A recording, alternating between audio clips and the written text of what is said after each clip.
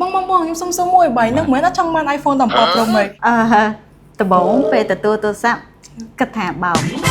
ជំរាបសួរក៏ដូចជាសួស្តីអ្នកទាំងអស់គ្នានៅក្នុងជុំទី1នេះយើងបានស្វែងរកឃើញនៅអ្នកឆ្លងរង្វាន់ដ៏ធំគឺរង្វាន់ iPhone 17 Pro Max និងឆ្នាំដើម្បីអគ្គិសនីពីការកម្មង់អាហារនៅក្នុង app WeGet ចង់នឹងថាពួកគាត់មានអារម្មណ៍បែបណាតោះមកជួបជាមួយនឹងពួកគាត់ទាំងអស់គ្នា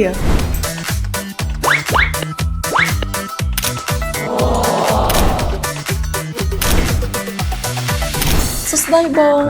បងឈ្នះរង្វាន់ iPhone 17 Pro Max ពី WeGet ត្រូវអត់បង បាទខ្ញុំអ្នកឈ្នះរង្វាន់17 Pro Max ពី WeGet ផ្ទាល់ខ្ញុំ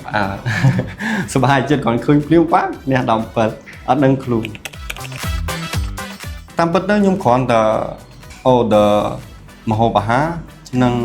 របស់ប្រើប្រាស់ផ្សេងៗពី app WeGet គឺមានឱកាសឈ្នះរង្វាន់បាទ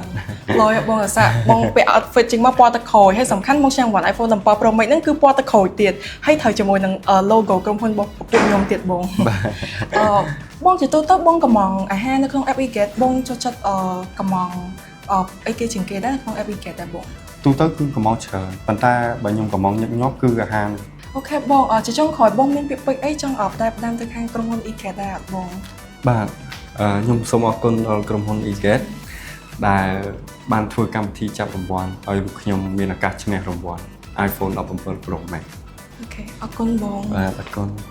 ចឹងអ្នកទាំងអស់គ្នាដែលអត់តបបានឈ្នះរង្វាន់អីកុំតន់អន់សម្ពន់ចិត្តព្រោះដោយសារតែកម្មវិធីនេះគឺយើងធ្វើឡើងជារៀងរាល់ខែរហូតដល់ខែ11